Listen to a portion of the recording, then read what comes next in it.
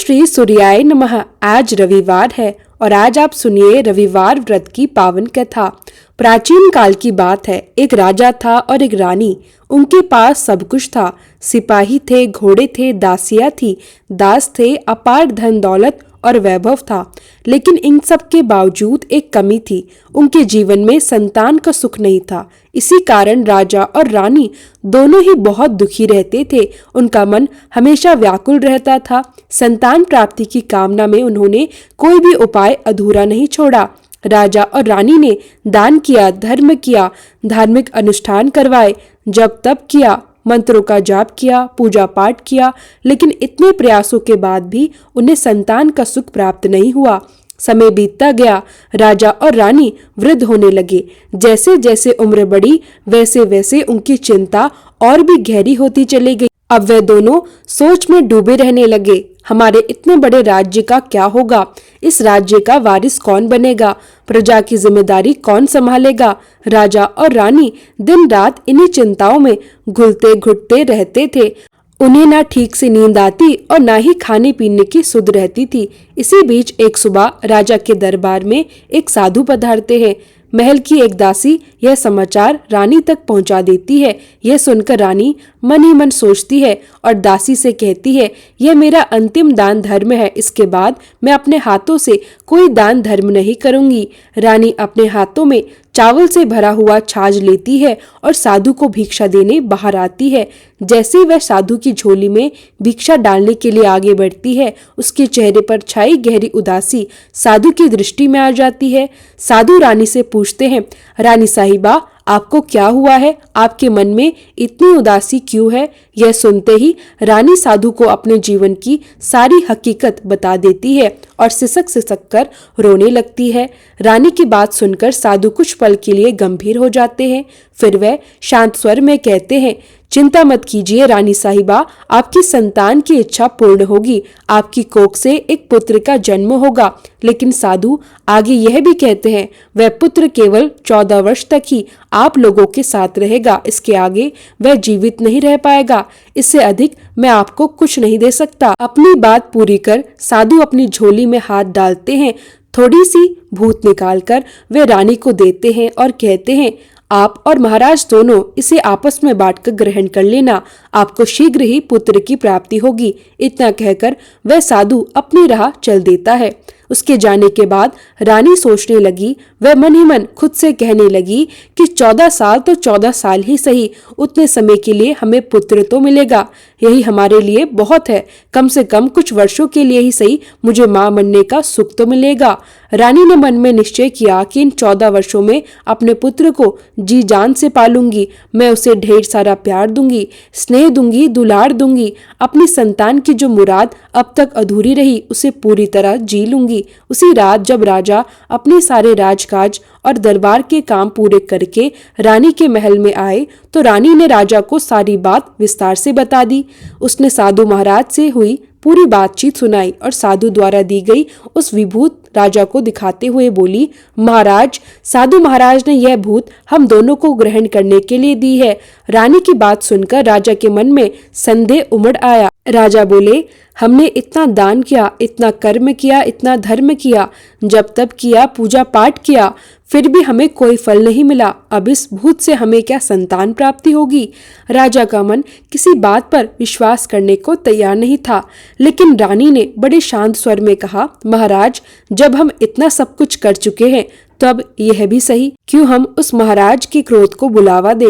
रानी के चेहरे पर दुख न आए, इसलिए राजा चुपचाप मान गए। फिर राजा और रानी दोनों स्नान करते हैं, शुद्ध होकर भगवान का नाम स्मरण करते हैं, अपने पूर्वजों का स्मरण करते हैं और उस साधु महाराज का भी नाम लेते हैं। इसके बाद वे उस भूत को आपस में बांटकर ग्रहण करते हैं और मन को शांत करके सो जाते हैं। कुछ दिन यूं ही बीत जाते हैं और जैसा साधु महाराज ने कहा था वैसा ही होता है। कुछ समय बाद रानी गर्भवती हो जाती है। यह जानकर राजा और रानी दोनों की खुशी का ठिकाना नहीं रहता। उनकी प्रसन्नता मानो गगन को छूने लगती है। राजा रानी से कहते हैं, महारानी, सचमुच साधु महाराज की हम पर कृपा हो गई। समय बीतता है, 9 महीने पूरे होते हैं और रानी एक अत्यंत सुंदर पुत्र को जन्म देती है। राजा आनंद से भर उठते हैं। उन्होंने बड़े धूमधाम से पुत्र का नामकरण करवाया। पूरे राज्य में 8 दिनों तक अन्न तर्पण रखा गया। हर और उत्सव और खुशियां मनाई गई। राजा ने अपने पुत्र की कुंडली दिखाने के लिए राज्य के सबसे विद्वान और अनुभवी पंडित जी को बुलाया। पंडित जी ने जब कुंडली देखी तो उनका चेहरा गंभीर हो गया। वे बहुत चिंतित दिखाई देने लगे। कुछ देर सोचने के बाद उन्होंने कहा, महाराज, हमारा यह राजकुमार सिर्फ 14 वर्ष तक ही हमारे साथ रहेगा। यह सुनकर राजा के मन में हलचल मच गई, लेकिन राजा को इस बात की भनक पहले से ही थी। रानी को भी साधु महाराज की कही हुई बात याद थी। दोनों एक दूसरे की ओर देखते हैं और फिर चुप हो जाते हैं। इसके बाद राजा और रानी अपने पुत्र को और भी अधिक प्यार से पालने लगते हैं। वे उसकी हर इच्छा पूरी करते, उसकी परवरिश में कोई कमी नहीं छोड़ते, हर पल उसे स्नेह देते, हर पल उसके साथ जीते। वे जानते थे कि समय कम है, लेकिन उन्होंने मन में यह संतोष कर लिया कि भगवान ने थोड़े समय के लिए ही सही उनकी संतान की मुराद पूरी कर दी। इसी संतोष और कृतज्ञता के भाव के साथ राजा और रानी अपने पुत्र के साथ हर क्षण को अमूल्य मानकर जीने लगते हैं। राजपुत्र दिन प्रतिदिन बड़ा होता जाता है। जब वह 7 वर्ष का हो जाता है तब राजा एक अच्छे गुरु की नियुक्त करते हैं। गुरु उसे पढ़ाई लिखाई, घुड़सवारी और इस तरह की 12 विद्याओं का शिक्षण देने लगते हैं। राजपुत्र मन लगाकर शिक्षा ग्रहण करता है। समय बीतता है और जब वह सभी शास्त्र विद्या में पारंगत हो जाता है तथा उसकी उम्र 12 वर्ष की हो जाती है, तब राजा उसके लिए एक सुयोग्य और सुंदर राजकन्या खोजते हैं और दोनों का विवाह करवा देते हैं। विवाह के बाद 2 वर्ष और बीत जाते हैं और इस प्रकार राजपुत्र की उम्र 14 वर्ष की हो जाती है। एक दिन राजपुत्र अपने पिता राजा से कहता है, पिताजी, मैं अपना पूरा राज्य घूम घूम कर देखना चाहता हूँ। आज तक मैंने इस राजवाड़े के अलावा कुछ भी नहीं देखा। पुत्री की यह बात सुनकर राजा चिंतित हो जाते हैं, क्योंकि राजपुत्र को अभी अभी 14वां वर्ष शुरू हुआ था। राजा को लगता है कि अब किसी अनहोनी का समय नजदीक आ पहुंचा है, लेकिन राजा ये सारी बातें अपने पुत्र को नहीं बता सकते। वे अपने चेहरे पर मुस्कान लाते हैं और कहते हैं, हाँ हाँ बेटा, जरूर जाओ, तुम्हें अपना पूरा राज्य घूमकर देखना चाहिए। कहाँ क्या है यह सब जानना चाहिए। कल मेरे बाद तुम्हें ही तो राजा बनना है। फिर राजा एक बात और कहते हैं, बस एक बात का ध्यान रखना, तुम कहाँ जा रहे हो और क्या कर रहे हो, यह बात अपनी पत्नी को मत बताना। राजपुत्र सिर झुकाकर कहता है, ठीक है पिताजी, आपने जो कहा है मैं वैसा ही करूँगा। इसके बाद राजपुत्र दिन भर अपनी पत्नी के साथ रहता है और उसके साथ हंसी खुशी समय बिताता है, खुशी मनाता है, बातें करता है।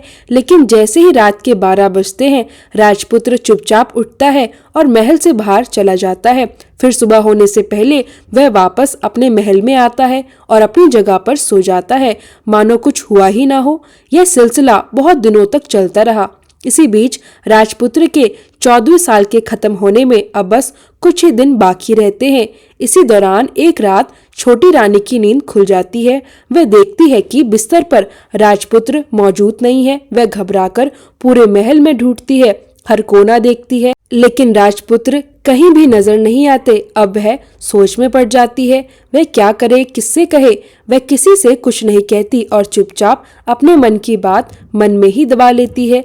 फिर जब सुबह होती है तो वह देखती है कि उसका पति अपनी जगह पर शांति से सोया हुआ है। वह पति से कुछ भी नहीं पूछती, लेकिन अगली रात भी वही सब दोबारा होता है। फिर तीसरी रात, चौथी रात और कई दिनों तक यही क्रम चलता रहता है। अब रानी का मन बहुत अधिक चिंतित हो जाता है। उसके मन में हजारों सवाल उठने लगते हैं, लेकिन उसे पूछने की हिम्मत नहीं होती। उसे डर लगता है कि कहीं पति नाराज ना हो जाए। वह सास ससुर से पूछने के बारे में सोचती है, लेकिन कुल मर्यादा और लाज संकोच उसके रास्ते में आ खड़े होते हैं। इस तरह वह सब कुछ अपने मन में दबाए रखती है और अंदर ही अंदर घुटती रहती है। इस मानसिक अवस्था में उसे खाने पीने की भी रुचि नहीं रहती। धीरे धीरे वह दुबली और कमजोर होती जाती है। तो उस राज्य में फूल बेचने वाली एक बूढ़ी मालिन रहती थी। वह रोज महल में आती और छोटी रानी को फूल देकर जाया करती थी। धीरे धीरे उस बुढ़िया का ध्यान छोटी रानी की हालत पर जाने लगा। एक दिन उसने प्यार से पूछा, बेटी तुम्हें किस बात का दुख है? तुम इस तरह सूख सूख कर कांटा क्यों बनती जा रही हो? यह सुनकर छोटी रानी की आंखें भर आई। वह बोली, क्या बताऊं तुम्हें अम्मा, तुम्हारा राजपुत्र हर रात महल से बाहर चला जाता है और सुबह होते ही लौट आता है। वह कहाँ जाता है, क्या करता है, यह सोच सोच कर मैं अन्न जल तक ग्रहण नहीं कर पाती। इसी चिंता में मैं दिन प्रतिदिन सूखती जा रही हूँ। रानी की पूरी बात ध्यान से सुनकर बुढ़िया ने एक उपाय बताया। उसने कहा, बेटी आज रात तुम मत सोना, अपने पति के पीछे पीछे जाकर देखना कि वह कहाँ जाता है और क्या करता है। उसकी अच्छी तरह पहरेदारी करना। रानी ने डरते डरते पूछा, अम्मा अगर मुझे नींद आ गई तो? बुढ़िया बोली, नींद ना आए इसके लिए एक काम करना, अपने बाएं हाथ की उंगली में एक जख्म कर लेना और उस पर थोड़ी सी मिर्च छिड़क देना। उससे इतनी जलन होगी कि पूरी रात नींद नहीं आएगी। रानी ने वैसा ही किया। उंगली की जलन से उसे बहुत देर तक नींद नहीं आई, लेकिन अंत में वह फिर से सो गई। अगली सुबह बुढ़िया फूल लेकर महल पहुंची और पूछा, क्या हुआ बेटी, क्या तुम देख पाई कि तुम्हारा पति कहाँ जाता है? रानी बोली, नहीं अम्मा, पहले कुछ समय जलन के कारण नींद नहीं आई, पर थोड़ी देर बाद मैं सो गई। बुढ़िया ने समझाते हुए कहा, कोई बात नहीं बेटी, आज उंगली पर जरा बड़ा जख्म करना और मिर्ची भी ज्यादा डालना। रानी ने वैसा ही किया। उस रात वह पति को बाहर निकलते हुए देख पाती, लेकिन उसके पीछे नहीं जा पाती क्योंकि फिर से उसे नींद आ जाती। दूसरे दिन सुबह बुढ़िया जैसे ही महल पहुंची, रानी रोते हुए बोली, अम्मा मैं आज भी उसकी पहरेदारी ठीक से नहीं कर पाई। बुढ़िया ने उसे ढांढस बंधाया और कहा, रो मत बेटी, सब ठीक हो जाएगा। आज रात जख्म और बड़ा करना, मिर्ची और ज्यादा लगाना, और एक काम जरूर करना, जब वह जाने लगे तो उसका रास्ता रोक लेना। उस रात रानी ने बुढ़िया के बताए अनुसार सब कुछ किया। इस बार उसे बिल्कुल नींद नहीं आई। जैसे ही राजपुत्र रात को महल से निकलने लगा, रानी दौड़कर उसके सामने खड़ी हो गई और उसका रास्ता रोक लिया। वह बोली, आप कहाँ जा रहे हो, किससे मिलने जा रहे हो, मुझे सब कुछ बताओ। राजपुत्र ने उसे बहुत समझाने की कोशिश की। उसने कहा, देखो अगर मैंने यह बात तुम्हें बता दी तो मैं फिर तुम्हें दोबारा कभी नहीं मिल पाऊंगा। रानी ने दृढ़ स्वर में कहा, कोई बात नहीं, भले ही आप मुझे फिर न मिल पाओ, लेकिन यह तो बता दीजिए कि आप हर रात कहाँ जाते हैं। राजपुत्र निरुपाय हो गया। पत्नी की जिद के आगे उसकी एक न चली। उसी समय उसका 14वां साल पूरा हो रहा था और 15वां साल शुरू होने वाला था। राजपुत्र ने मन में सोचा, जो होना है वह हो जाने दो। यह सोचकर उसने कुछ चावल मंत्रों से सिद्ध किए और पत्नी को देते हुए कहा, इन चावल के दानों को अपनी मुट्ठी में पकड़ लो। पहले दाएं हाथ के चावल मेरे ऊपर फेंकना, तब तुम्हें पता चल जाएगा कि मैं वास्तव में कौन हूँ। फिर बाएं हाथ के चावल मेरे ऊपर फेंकना, तब मैं जैसा था वैसा ही तुम्हें फिर मिल जाऊंगा। लेकिन याद रखना, अगर तुम बाएं हाथ के चावल मेरे ऊपर फेंकना भूल गई तो मैं तुम्हें कभी नहीं मिल पाऊंगा। रानी ने तुरंत कहा, नहीं, मैं नहीं भूलूंगी। रानी बड़े आत्मविश्वास के साथ यह कहकर दाएं हाथ में पकड़े हुए चावल अपने पति के ऊपर फेंक देती है। जैसे ही चावल गिरते हैं, राजपुत्र एकदम से एक विशाल घोड़े में बदल जाता है। वह घोड़ा अत्यंत उम्मद होता है। उसका रंग चमकता हुआ सफेद, गर्दन लंबी और इस पर लहराती हुई सुंदर आयात। देखते ही देखते वह घोड़ा तेजी से दौड़ने लगता है। रानी उस दृश्य को देखकर एकदम भौचक्की रह जाती है। वह हैरानी से घोड़े को देखते ही रह जाती है। उसी घबराहट और आश्चर्य में वह अपने पति की वह बात भूल जाती है कि बाएं हाथ के चावल भी फेंकने थे। उसकी आंखों के सामने वह घोड़ा महल से बाहर निकलकर तेजी से चला जाता है। जो घोड़ा महल से बाहर जाता है वह फिर कभी वापस नहीं आता। अब रानी को अपने किए हुए पर गहरा पश्चाताप होता है। वह खुद को बार बार कोसने लगती है, लेकिन अब पछताने से कोई फायदा नहीं होने वाला था। राजपुत्र अब वापस नहीं आने वाला था। सुबह होते ही महाराज को सारी बात का पता चलता है। यह सुनकर उन्हें बहुत गहरा दुख होता है। वह बिस्तर पकड़ लेते हैं और बस इसी राह को देखते रहते हैं कि शायद एक दिन उनका बेटा वापस आ जाए। इस तरह 1 महीना बीत जाता है, फिर 3 महीने गुजर जाते हैं। आखिरकार पूरे 6 महीने पूरे हो जाते हैं, लेकिन राजपुत्र का कहीं कोई अता पता नहीं चलता।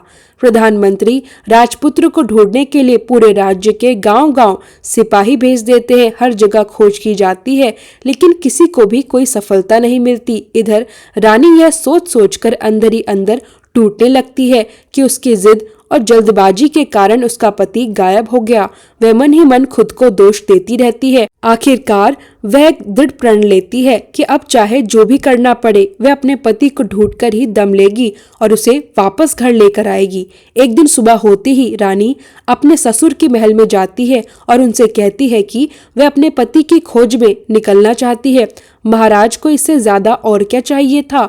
वह बस इतना चाहते थे कि किसी भी तरह उनका बेटा उन्हें वापस मिल जाए। वे अपनी बहू को जाने की अनुमति दे देते हैं और कहते हैं, बेटी तुम्हें जो करना है करो, जहाँ जाना है जाओ, बस किसी भी तरह हमारे बेटे को वापस लेकर आओ। अब रानी अपनी शाही भेष बदल देती है। वह एक सेठानी का रूप धारण कर लेती है। वह अपने साथ कुछ दासियों, कुछ नौकर और जरूरी सामान ले लेती है। रानी राज्य की सीमा पर वहां एक भोजनालय खोलती है। उस भोजनालय में आने वाले हर यात्री को वह मुफ्त में खाना खिलाने लगती है, लेकिन उसने एक शर्त रखी होती है, जो भी वहां खाना खाएगा उसे अपनी देखी हुई कोई भी अजीब या अनोखी चीज उसकी मालकिन यानी उस राजकन्या को बतानी होगी। इसी कारण वह आने वाला हर नागरिक अपनी अपनी कहानी सुनाने लगता है। कोई कहता मैंने ये देखा, तो कोई कहता मैंने वह देखा। जब लोग अपनी बात बताते हुए मुफ्त का खाना खाकर वहां से चले जाते हैं, लेकिन जिस बात की तलाश रानी को थी वह बात अब तक उसे कहीं से भी नहीं मिल पाई। ऐसे ही कुछ दिन बीत गए। रानी की महल में फूल लेकर जाने वाली उस बुढ़िया का एक बेटा और एक बहू थे। उनका एक छोटा सा बेटा भी था, यानी बुढ़िया का एक प्यारा सा पोता। हर रोज सुबह बुढ़िया का बेटा और बहू काम पर निकल जाते। घर में छोटा बच्चा रह जाता, इसलिए दिन भर पोते को संभालने की जिम्मेदारी बुढ़िया पर ही रहती। वह पूरे दिन बड़े प्यार से अपने पोते की देखभाल करती। एक दिन बुढ़िया को पान खाने की इच्छा हुई। पान लगाने के लिए उसे चूना चाहिए था। चूना तैयार करने के लिए वह सीपियां लेकर आई। सीपियों को भूनने के लिए गोबर की कंडी की जरूरत थी। कंडे इकट्ठा करने के लिए वह बांस की टोकरी लेकर चरवाहे के मैदान की ओर चल पड़ी। वहां बहुत सारे गोबर के कंडे पड़े हुए थे। वह कंडे चुनती रही, लेकिन समय का उसे जरा भी ध्यान नहीं रहा। कंडे इकट्ठा करते करते कब अंधेरा हो गया उसे पता ही नहीं चला। इधर शाम होते ही बुढ़िया का बेटा और बहू काम से वापस घर आ गए। घर पहुंचते ही उन्होंने देखा कि बच्चा घर में बिल्कुल अकेला है और जोर जोर से रो रहा है। यह देखकर दोनों गुस्से से लाल पीले हो गए। उसी समय बुढ़िया भी घर आ पहुंची। बेटे ने गुस्से में पूछा, तुम पोते को घर में अकेला छोड़कर कहाँ चली गई थी? बुढ़िया डरते डरते बोली, मैं गोबर के कंडे इकट्ठा करने गई थी। यह सुनते ही बेटा और ज्यादा गुस्सा हो गया। उसने कहा, अगर दोबारा बच्चे को अकेला छोड़कर कहीं गई तो मैं तुम्हें बहुत पीटूंगा। बुढ़िया ने हाथ जोड़कर कहा, नहीं बेटा, अब मैं फिर से कभी ऐसा नहीं करूंगी। लेकिन अगले ही दिन बुढ़िया वह बात भूल गई और फिर एक बार चरवाहे के मैदान में गोबर के कंडे इकट्ठा करने चले गई। शाम को जब बेटा और बहू काम से लौटे तो उन्होंने फिर देखा कि बच्चा घर में अकेला है और रो रहा है। अब बेटी की सहन शक्ति जवाब दे चुकी थी। बुढ़िया के घर लौटते ही उसने गुस्से में उसे घर से निकाल दिया। बेचारी बुढ़िया पूरी रात घर के बाहर अंधेरे में बैठी रही। सुबह होते ही वह फिर हाथ में टोकरी लेकर कंडे इकट्ठा करने निकल पड़ी। उस दिन उस पर कंडे इकट्ठा करने का मानो पागलपन सवार हो गया था। वह लगातार कंडे बटोरती रही। कंडे इकट्ठा करते करते फिर अंधेरा हो गया और उसे इस बात का जरा भी एहसास नहीं हुआ। उसे जब ध्यान आया तो गांव का रास्ता भी उसे ठीक तरह से दिखाई नहीं दे रहा था। चारों ओर गहरा अंधेरा फैला हुआ। वह अंधेरे में आंखें फाड़ फाड़ कर देखने की कोशिश करती हुई किसी तरह आगे बढ़ती चलती जा रही थी। उसी समय छन छन की मधुर आवाज करती हुई गले में बंधी घंटी बजती। ठुमक ठुमक कर एक कपिला गाय उस मैदान पर आ पहुंची। गाय को देखकर बुढ़िया मन ही मन सोचने लगी, अगर मैं इस गाय के पीछे पीछे चलूं तो शायद मुझे गांव का रास्ता मिल जाए। यही सोचकर वह बुढ़िया धीरे धीरे उस गाय के पीछे पीछे चलने लगी। वह गाय उस मैदान से चलकर एक एक करके पूरे 6 मैदान पार करती चले गई। बुढ़िया लगातार उसके पीछे पीछे चलती रही। आखिरकार जब वह गाय 7वें मैदान में पहुंची तो वहां एक बहुत बड़ा सा पत्थर पड़ा था। गाय ने जाकर उस पत्थर पर जोर से अपना सींग मारा। जैसे गाय ने पत्थर को सींग मारा, वह पत्थर दूर हट गया और उसके नीचे से पाताल लोक में जाने की सीढ़ियां दिखाई देने लगी। गाय बिना रुके उन सीढ़ियों से नीचे उतरने लगी। यह सब बुढ़िया अपनी आंखों से देख रही थी। उसने झट से दौड़कर गाय की पूंछ पकड़ ली और गाय के साथ साथ नीचे पाताल लोक में पहुंच गई। नीचे पहुंचते ही उसने तुरंत गाय की पूंछ छोड़ दी और इधर उधर देखने लगी। बुढ़िया ने देखा कि वहां चारों ओर दीप और दिए जल रहे थे। तेज उजाला फैला हुआ था और इस रोशनी का सारा प्रकाश गाय के ऊपर पड़ रहा था। वहां एक के बाद एक अद्भुत घटनाएं घटने लगी।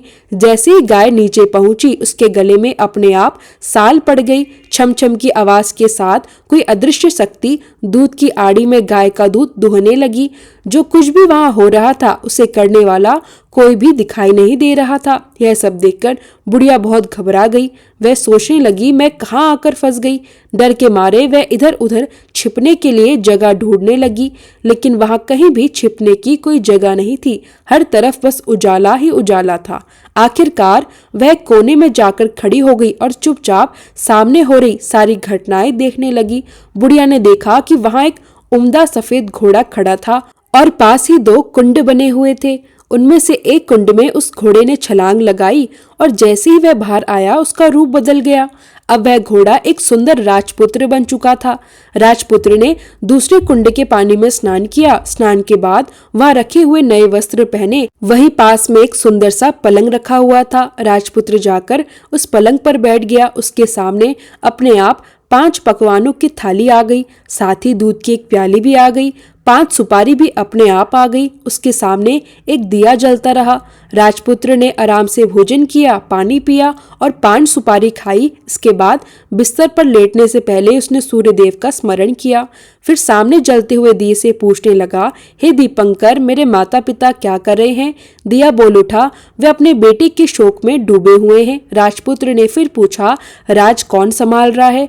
दिए ने उत्तर दिया, राज्य का काम प्रधान संभाल रहे हैं। फिर राजपुत्र ने पूछा, मेरी पत्नी क्या कर रही है? दिया बोला, उसने चौराहे पर एक भोजनालय खोल लिया है और वहां आने जाने वाले लोगों से नई खबरों के बारे में पूछती रहती है। दिए की यह बात सुनकर राजपुत्र ने कहा, ठीक है। इसके बाद वह सो गया। बुढ़िया कोने में खड़ी हुई सब कुछ देख रही थी। ऐसी अद्भुत और रहस्यमय घटना उसने अपनी पूरी जिंदगी में पहली बार देखी थी। उसके मन के भीतर अजीब सी चुलबुलाहट होने लगी।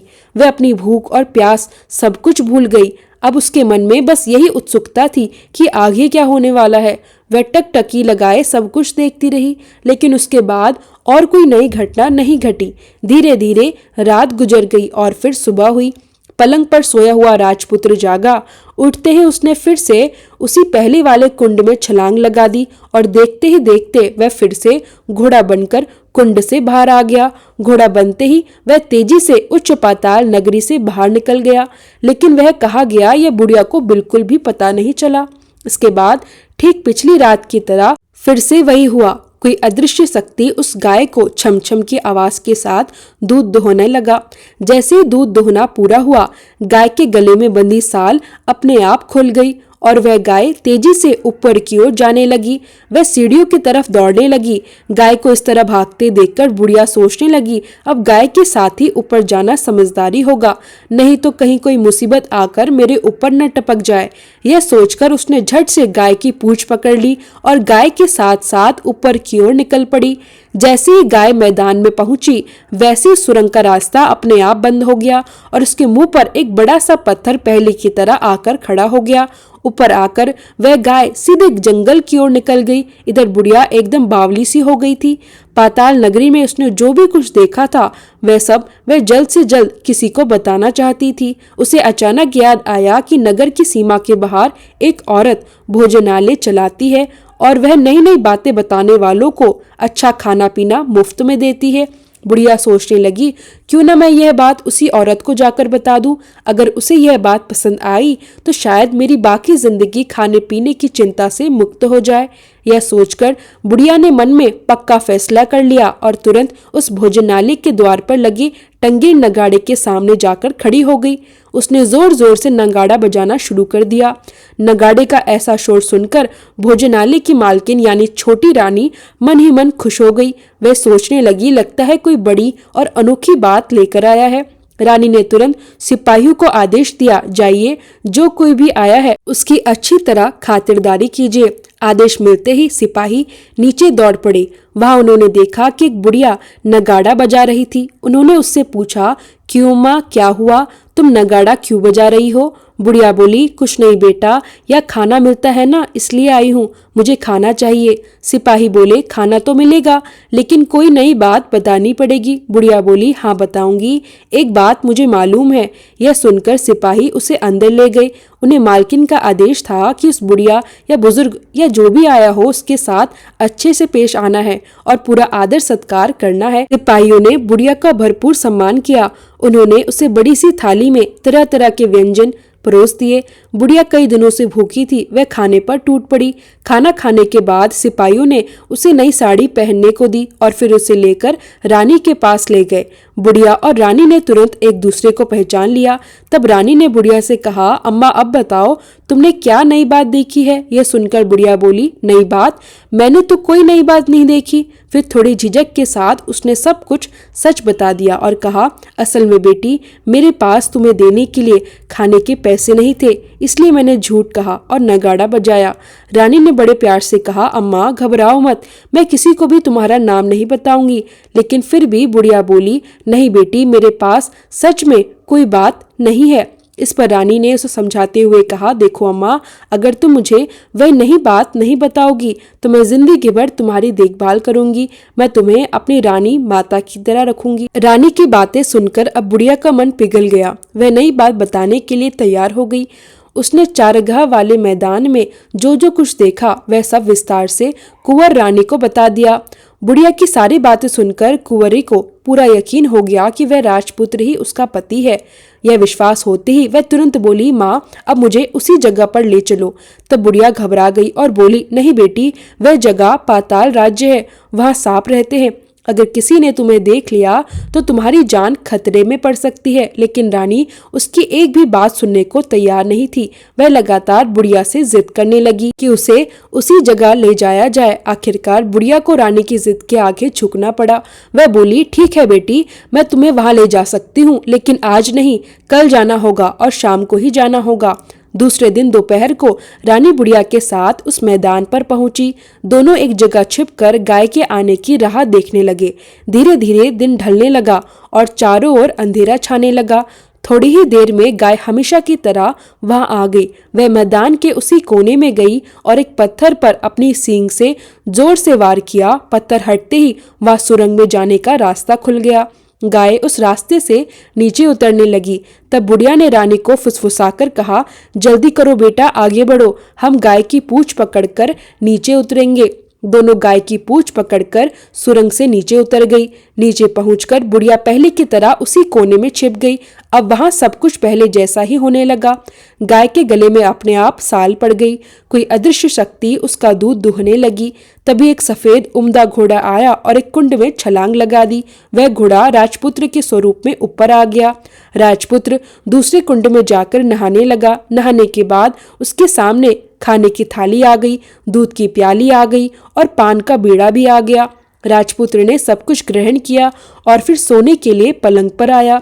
सोने से पहले उसने सूर्यदेव का स्मरण किया और दीपक से पूछा, दीपांकर, मेरे माता पिता क्या कर रहे हैं? लेकिन दीपक कोई जवाब नहीं देता, बल्कि धीरे धीरे बुझने लगता है।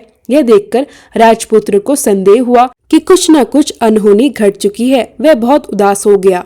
फिर उसने मन में सोचा, जो कुछ होना है वह होकर ही रहेगा। यह सोचकर वह फिर से बिस्तर पर लेट गया। अब रानी का संयम पूरी तरह छूट गया। वह व्याकुल होकर दौड़ती हुई अपने पति के पास पहुंची और उनके चरणों में गिरने के लिए आगे बढ़ने लगी। राजपुत्र ने तुरंत ही अपनी पत्नी को पहचान लिया। वह छत से पीछे हट गया और जोर से चिल्लाने लगा, नहीं नहीं, मुझे मत छूना, ऐसा हुआ तो सर्वनाश हो जाएगा। रानी ने दोनों हाथ जोड़ लिए और अपने पति के सामने विनती करने लगी, स्वामी, मुझसे बहुत बड़ी भूल हो गई। मुझे आपसे यह नहीं पूछना चाहिए था कि आप रात को कहाँ जाते हैं। मैं अपनी गलती स्वीकार करती हूँ। मुझे अपनी भूल की सजा मिल चुकी है। अब आप घर चलिए। आपके वियोग में आपके माता पिता बिस्तर पकड़ चुके हैं और आपकी प्रजा भी अत्यंत दुखी है। यह सुनकर राजपुत्र बोला, यही तो, तुम एक बार गलती कर चुकी हो, अब दोबारा ऐसा मत करना, नहीं तो जो रूप तुम्हें अभी दिखाई दे रहा है वह कभी नहीं दिखाई देगा। यह सुनते ही रानी विलाप करने लगी। वह जमीन पर गिरकर जोर जोर से सिर पटकने लगी। रानी की ऐसी दशा देखकर राजपुत्र के हृदय में उसके प्रति करुणा जाग उठी। तब वह उससे बोला, यदि तुम मुझे फिर से पाना चाहती हो तो तुम्हें एक काम करना होगा। यह काम बहुत कठिन है और इसे तुम अकेले ही पूरा करना होगा। रानी ने दृढ़ स्वर में कहा, कहो स्वामी, चाहे वह कितना भी कठिन क्यों ना हो, मैं वह कार्य अवश्य पूरा करूंगी। तब राजपुत्र ने उसे बताया, इस पाताल से ऊपर जाते ही तुम्हें एक घना जंगल दिखाई देगा।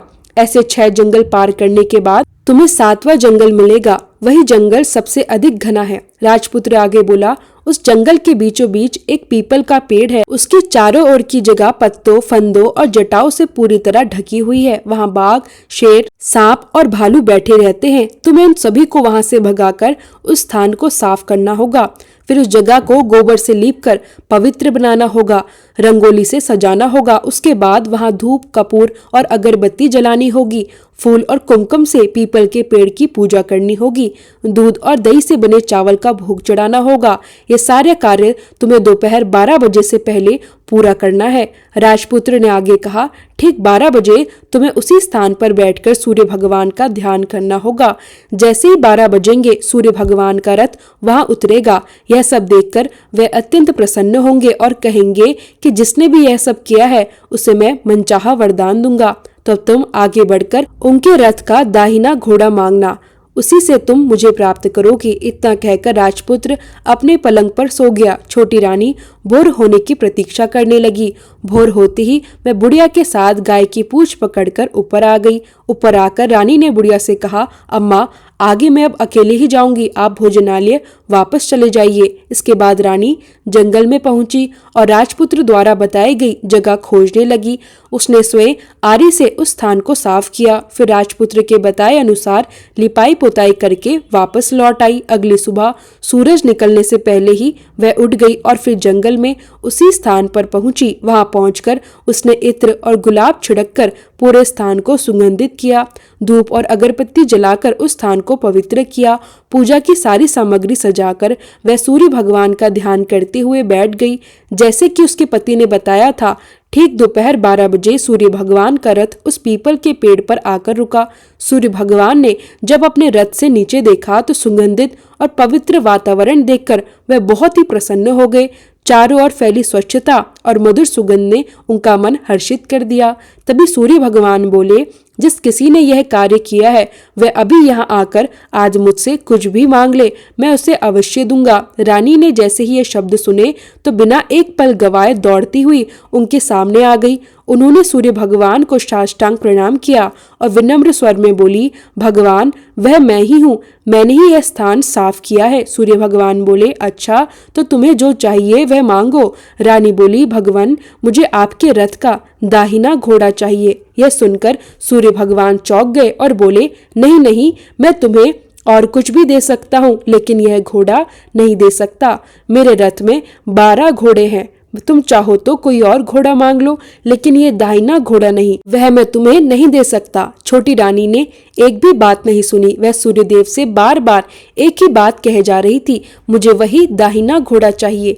उसने दृढ़ स्वर में कहा, नहीं तो मैं आपके पैरों में गिरकर अपनी जान दे दूंगी। अब सूर्यदेव धर्म संकट में पड़ गए। उन्होंने वचन दे दिया था और अब अपने वचन से वे पलट भी नहीं सकते थे। कुछ देर सोचने के बाद सूर्य भगवान बोले, ठीक है, मैं तुम्हें घोड़ा दे देता हूँ। लेकिन फिर सूर्यदेव ने एक और बात कही, देखो, मैंने तुम्हें घोड़ा तो दे दिया, लेकिन वह तुम्हें यहाँ नहीं मिलेगा, तुम्हें उसे पाताल में जाकर लाना होगा। रानी ने बिना डरे कहा, पाताल में ही क्यों भगवान, मैं उन्हें पाने के लिए कहीं भी जा सकती हूँ।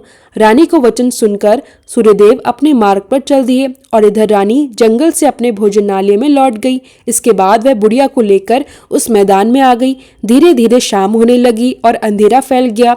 शाम होते ही वही गाय आ गई। उसने अपनी सींग मारकर सुरंग के पत्थर को हटाया और नीचे उतरने लगी। रानी और बुढ़िया जल्दी जल्दी उसकी पूंछ पकड़कर नीचे उतर गई। नीचे पाताल में पहुंचते ही सब घटनाएं पहले की तरह होने लगी।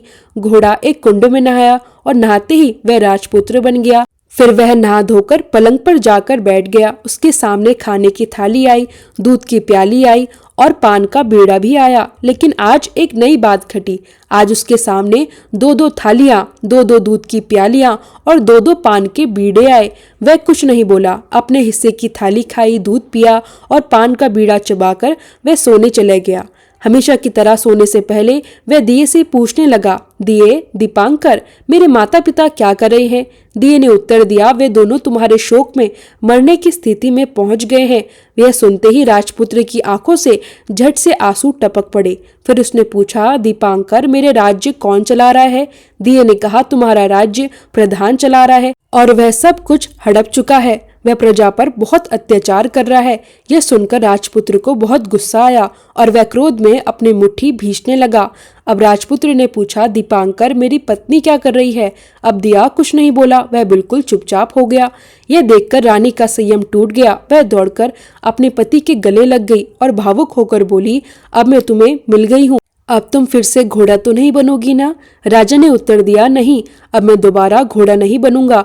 तुमने मुझे पाने के लिए इतने सारे कष्ट उठाए हैं, इसलिए सूर्यदेव ने मुझे सदा के लिए घोड़े के जन्म से मुक्त कर दिया है। राजपुत्र ने बड़े ही प्रेम और उसे अपने सीने से लगा लिया। उसकी आंखों से बहते हुए आंसू को अपने हाथों से पोंछा। कुछ देर बीतने के बाद जब भोर की पहली किरण फूटी और सुबह हो गई तो गाय की श्रृंखला टूट गई और वह ऊपर भूलोक की ओर जाने लगी। रानी, राजपुत्र और वह बुढ़िया तीनों गाय की पूंछ को मजबूती से पकड़कर ऊपर भूलोक में आ पहुंचे। ऊपर आते ही वह सीधे भोजनालय में गए। वहां रखा हुआ सारा सामान उन्होंने लोगों में बांट दिया और भोजनालय को ताला लगाकर अपने राज्य की ओर वापस लौट गए। राजपुत्र जब अपने राज्य में वापस आता है तो उसके बदले हुए तेवर और आत्मविश्वास देखकर प्रधान घबरा जाता है। राजपुत्र ने बिना देर किए प्रधान को बंदी बना लिया और उसे सीधे कैदखाने में डाल दिया। इसके बाद राजपुत्र ने राज्य की पूरी बागडोर अपने हाथों में ले ली। राजकाज संभालने के बाद वह अपने माता पिता से मिलने उनके महल की ओर गया। महल में पहुंचकर राजपुत्र जो दृश्य देखता है उसे देखकर उसका हृदय कांप उठता है। उसके माता पिता अपने पुत्र के शोक में मानो अस्थित पंजर बन चुके थे। राजा और रानी दोनों मरणासन अवस्था में थे। जैसे ही उन्होंने अपने पुत्र को सामने खड़ा देखा, उनकी आंखों से टप टप आंसू बहने लगे। राजा रानी ने अपने पुत्र को गले से लगा लिया, उसे प्यार से सहलाया। इतना होते ही राजा और रानी की सेहत में एकदम सुधार होने लगा। अब वह बिस्तर से उठकर बैठने लगे। अपने पुत्र को देखकर वह प्रसन्न हो उठे और उसे आशीर्वाद देने लगे। राजपुत्र के वापस आने की खबर पल भर में पूरे राज्य में फैल गई। प्रजा की खुशी का ठिकाना न रहा। लोग आनंद से फूल न समाये। राजमहल के सामने प्रजाजन एकत्रित हो गए। राजपुत्र ने महल से बाहर आकर सबको अपने दर्शन दिए और सबको यह वचन दिया कि आज से किसी को कोई दुख नहीं पहुंचने देंगे। उसके बाद राजा ने अपने पुत्र का विधिवत राज्य अभिषेक किया और उसे सिंहासन पर बिठाया। बहू को महारानी का दर्जा दिया। स्वयं राजा अपनी पत्नी के साथ ईश्वर का स्मरण करते हुए खुशी खुशी जीवन बिताने लगे। महाराजा बना राजपुत्र बड़े न्याय और समझदारी से राज्य चलाने लगा और पत्नी के साथ सुख शांति से जीवन बिताने लगा। उस बुढ़िया को रानी ने अपने ही पास रख लिया और उसकी पूरी देखभाल करने लगी। बुढ़िया के बुढ़ापे के दिन अब आनंद और सुकून से गुजरने लगे। तो प्रेम से बोलिए सूर्य नारायण भगवान की जय। अगर आपको आज की कथा पसंद आए तो वीडियो को लाइक करना ना भूलिएगा। इससे ज़्यादा से ज़्यादा शेयर कीजिएगा। कमेंट में ज़रूर लिखिए भगवान श्री सूर्य नारायण की जय और हमारे चैनल को सब्सक्राइब करना भी ना भूलें। इसी के साथ आज हमारे चैनल पर पौष मास महात्म्य की कथा भी ज़रूर सुनिएगा। प्रेम से बोलिए भगवान श्री सूर्य नारायण की जय हो।